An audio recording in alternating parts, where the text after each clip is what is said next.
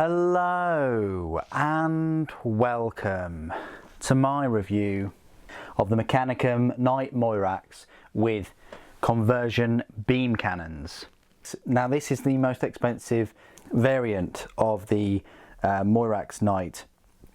The reason being is because you're going to have to spend £37 on the Moirax itself, then an extra £26 on those beam cannons. So we're now looking at £63 just for one Moirax. This thing is expensive. Now, you may already have a Moirax from before, and you may well have magnetized the shoulders. And if you do that, congratulations, because you only need to buy the weapon arms themselves, and then you can just hot swap the weapons out. You can take the lightning locks out and put the beam cannons in, and so on. I didn't do that. So, you know, I do magnetize some of my models, but these, in my head, I've got a number. All of the weapon configurations are out, kind of separately. You know, you can't get the Volkite or the lightning lock separately, but you can get the pulsar and the beam cannon separately.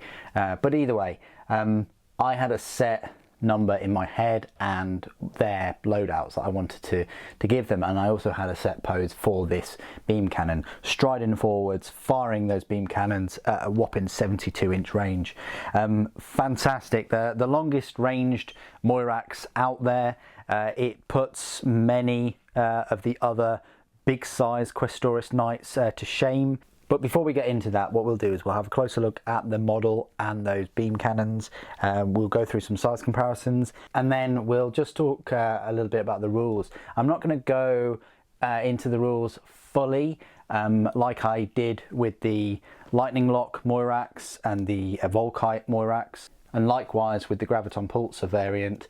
I'll still make a video to showcase the Moirax with the Graviton Pulsar, but I won't be going in depth into you know, the full rules of that particular unit, because I will have done so in the Lightning Lock and the Volkite Moirax videos. So if you'd like to know like the weapon skill, ballistic skill, things like that, and for Horus Heresy and Warhammer 40,000, please do check out either the Lightning Lock review or the Volkite and GG's Siege Claw Moirax reviews, please. So let's have a look at this model. Fantastic. It's what you expect from Moiraxes. They're a fun kit. Of course, if you're just after the conversion beam cannon version, yeah, there is that hefty price tag to pay there, £63 just for this small, you know, Moirax class knight. But it does look super cool, and the weapons are awesome. I've gone for this head. It's up to you which head you want to go for. The main reason I've gone for this is because anything with the two weapons, I wanted it to be more Mechanicum style. You do get two head options with the Moirax kit, remember. So you get this one here with the sort of knight face, or this one. But I wanted it to be some kind of like strange skull Walker of Death thing. But it's a hybrid plastic and resin kit, what you'd expect. Really cool armature plastic kit, and it's and it has a large number of resin pieces, I think 37 or so from what I can remember in one of my other videos. It's up to you if you want to magnetize the weapons. If you're only going to get one or two, I'd strongly recommend you can magnetize them. You can fit a little magnet up in there where there's the plug and socket. It's up to you. You can also take the weapons off. So for me, because I've got a number of them, you know, because I've got a number of them with alternate claws and things, I could take this arm off and then just pop that arm on, and hey presto, I've actually now got a conversion beam cannon and a siege claw. So for me, it's not a huge issue because I can just swap the arms around like that. But it's up to you if you want to magnetize this shoulder area. But yeah, fantastic looking minis, so yeah, fantastic looking minis, and that's kind of like the size comparison with another Moirax, exactly the same. If we put in a Helverin. They are the same height. Maybe the Helverin looks a bit taller just because the carapace is a bit flared and it has a weapon on the top there. But they're all going to work extremely well. The Moirax looks more heavily armoured in my opinion, just because of these larger armour plates here for the shins compared to the plastic. No, not much protection there for the big pistons. Comparing it to the other knights, so we have a Questoris sized knight here. That's where it measures up next to one of those. Fair bit smaller, just higher than half the height there. And then compared to a Cerastus sized knight, I'm not sure why I'm doing comparisons with this particular Acheron, but there you go. It could give it a good kick, I'll tell you that. The Cerastus could give that Moirax a good kick and launch it a little bit, but that gives you some idea of just how big these Cerastus Knights are. And of course the last three models I always like to do these size comparisons with, which are normal Space Marine, Slime Marbo, and then a Primaris. So I pretty much say this in most of these Moirax reviews. The Moiraxes themselves, the smallest knights, if you're just running a pure knight army, they're still going to be a fair bit bigger than your normal troops of other armies, unless they've got access to like very large dreadnoughts and things. Okay, so this is my part of the review where I'll usually go through all of the data sheets and the stat lines for the unit. However, a little bit of a change. If you'd like to know the full rules for Horus Heresy and Warhammer 40,000, please do check out the Lightning Lock or the Volkite Fugler and GG's Siege Claw separate reviews for those stat lines.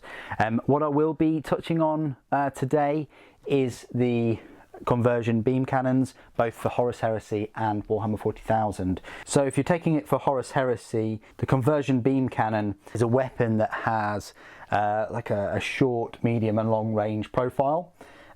You've got up to 18 inches, it's only a strength 6, AP nothing, heavy 1, blast 3 inches. So not very good using these at close range. So if you see these on the battlefield, try and deep strike something close to them, or get something in range of them very, very quickly to lower the effectiveness of the weapon. The medium range is between 18 inches and 42 inches. It gets a little bit better. It's a strength 8 this time, and the armor penetration is 4, heavy 1, blast 3 inches. So again, it still can't quite take on Space Marines in terms of getting through that armor penetration, but it has got that double strength there of 8. But finally, its range of 42 inches to 72 inches, it goes up to a whopping strength 10, armor penetration 1, and it's still heavy 1, blast 3 inches. So beware of these units. If they will be keeping their distance, trying to make use of the strength 10 AP 1. Unlike the lightning locks, they will be trying to delete little pockets of your, well, Terminators or even normal Legion Space Marines from a much longer range than the lightning locks. And easier to do that with the strength of 10. In 40k, the story isn't quite as good. So again, they've got the short range, which is 0 inches to 18 inches. It's a heavy D3, strength 6, AP 0, damage 2. So at least this time you're getting up to 3 shots with them both. So you can have, you know, potentially 6 shots out of this one. At medium range, it's between 18 and 42 inches. Again, heavy D3, strength 8, AP -1, and a damage of 3, and it's blast. Again, that's quite nice that you've got AP -1 and a damage of 3. But again, like the Horus Heresy rules, the long range profile is where it's at. So between 42 inches and 72 inches, you've got the heavy D3 again, but it's strength 10, AP -2, damage 4, blast. Now, not quite as good as Horus Heresy with that AP of 1, because the equivalent would have been AP -6 in 40k, and I personally would have preferred it to be like AP -4 or -5 to have a real horrific effect. I think AP -2 is underpowered. Damage of 4 is nice, and then remember, you may possibly get up to 6 shots of strength 10, damage 4. So a lot of cumulative damage that can be had with these. I would use them at long range, of course, compared to the other profiles, and I'd target like things like other knights and wraith knights, and just units with high toughnesses and vehicles. Yes, the AP -2 isn't that good, but you are getting the damage of 4, and it is a blast weapon. What do you guys think of the Moirax with the conversion beam cannons? They certainly are a force to be reckoned with, being the longest ranged armature class knight. They put most of the other bigger knights to shame in terms of range. You know, even the Knight Paladin has that 72-inch rapid fire battle cannon. You've got the Castellan, which has the 80-inch range volcano lance, and let's not forget the Porphyrion with the 72-inch range twin Magna las cannon. So these weapons are the same range as the Magna las cannons, have slightly less strength, worse AP, and slightly less damage, but they're close, which is not too shabby for something that is a fifth of the points cost. How do they compare to the Acastus Knight Asterius? It's a much bigger brother. I would have loved to have had the Asterius built to show you size comparisons and comparisons with the conversion beamers for this review, but unfortunately that's going to come a little bit later on in the night month. I'll just put it in perspective. The Asterius has the twin conversion beam cannons, and it has two twin conversion beam cannons, and one of these twin conversion beam cannons has a similar kind of profile in that the long range it does more damage, but it's got 2 D3 instead of just D3, and it has a strength of 16, AP -3, damage 6 and blast. So it's similar to those conversion beam cannons, but on another level on top of that. And it will be nice to have them both near each other. I'm very tempted to get a second one of these, but I do like those lightning locks.